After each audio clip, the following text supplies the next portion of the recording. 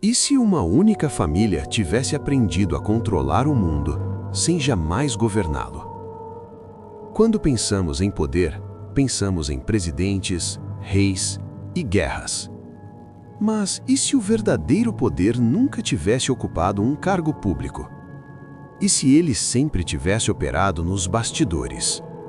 Hoje você vai conhecer a origem de um nome que atravessou guerras, crises financeiras e governos inteiros: J.P. Morgan. Essa não é apenas a história de um banqueiro. É a história de como o dinheiro aprendeu a mandar sem aparecer.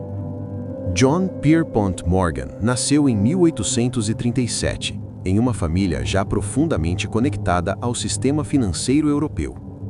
Seu pai, Junius Morgan, era banqueiro em Londres, o verdadeiro coração financeiro do mundo naquele período. Enquanto a maioria das pessoas acreditava que os Estados Unidos estavam construindo sua independência, os grandes fluxos de capital ainda vinham da Europa. Morgan não cresceu para ser apenas rico, ele cresceu para entender o sistema. E entender o sistema é muito mais perigoso do que simplesmente fazer parte dele. No final do século XIX, os Estados Unidos viviam um caos econômico silencioso. Ferrovias quebrando, bancos falindo, crises constantes. É nesse momento que J.P. Morgan surge como algo novo, não apenas um banqueiro, mas um mediador do destino econômico do país. Quando empresas gigantes estavam à beira do colapso, Morgan decidia quem sobreviveria e quem desapareceria. Ele não apenas financiava, ele reorganizava, fundia, eliminava concorrentes. Nascia ali um conceito que poucos percebiam: o poder privado substituindo o poder público. Em 1907, os Estados Unidos enfrentaram uma das maiores crises financeiras de sua história. Bancos fechando, pessoas em pânico, o sistema prestes a colapsar. E então, algo curioso aconteceu. O governo não tinha solução. Quem foi chamado para resolver o problema não foi o presidente, foi J.P. Morgan. Reunido em sua biblioteca particular, Morgan convocou os maiores banqueiros do país. Portas fechadas, reuniões privadas, decisões tomadas sem voto popular. Naquela noite, o sistema financeiro foi salvo. Mas uma pergunta ficou no ar. Se um homem privado pode salvar um país, quem realmente manda nesse país? Após a crise, algo mudou. A elite financeira concluiu que o sistema precisava ser reorganizado.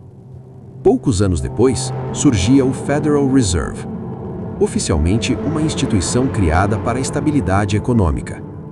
Extraoficialmente, uma ponte perfeita entre o poder público e os interesses privados. E muitos historiadores apontam: as ideias, conexões e estruturas que permitiram isso já estavam sendo desenhadas nos círculos de J.P. Morgan. John Pierpont Morgan morreu em 1913, no mesmo ano em que o Federal Reserve nasceu. Coincidência? Na próxima parte, vamos mostrar como o nome Morgan atravessou guerras mundiais, financiamentos obscuros e alianças que mudaram o século XX. E, principalmente, o que acontece quando bancos começam a lucrar com conflitos globais. Se você sente que essa história não termina aqui, siga o canal agora. O próximo episódio revela conexões que quase não são mencionadas. Existe uma ideia perigosa que raramente é ensinada nas escolas: a de que o poder precisa ser visível para existir. J.P. Morgan nunca foi eleito, nunca discursou para multidões, nunca prometeu nada ao povo. E ainda assim, quando o sistema entrou em colapso, todos olharam para ele. Isso nos leva a uma pergunta desconfortável: quantas decisões que moldavam o século XX foram tomadas longe de qualquer votação? Quantas crises serviram não apenas como tragédias, mas como oportunidades de reorganização? Morgan entendia algo que poucos compreendem até hoje: crises não destroem sistemas, elas revelam quem realmente os controla. Enquanto o público via caos, os bastidores viam estratégia. Enquanto jornais falavam em pânico, salas fechadas falavam em redesenhar o futuro. Talvez o maior legado de J.P. Morgan não esteja nos bancos, mas no modelo. Um modelo onde o poder não governa diretamente, ele influencia. Onde decisões parecem inevitáveis, quando na verdade foram cuidadosamente preparadas. E onde nomes individuais desaparecem, mas as estruturas permanecem.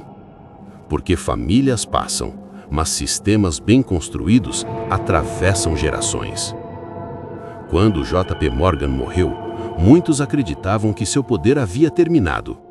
Mas a pergunta real não é essa. A pergunta é: o que acontece quando um sistema aprende a lucrar com o caos do mundo?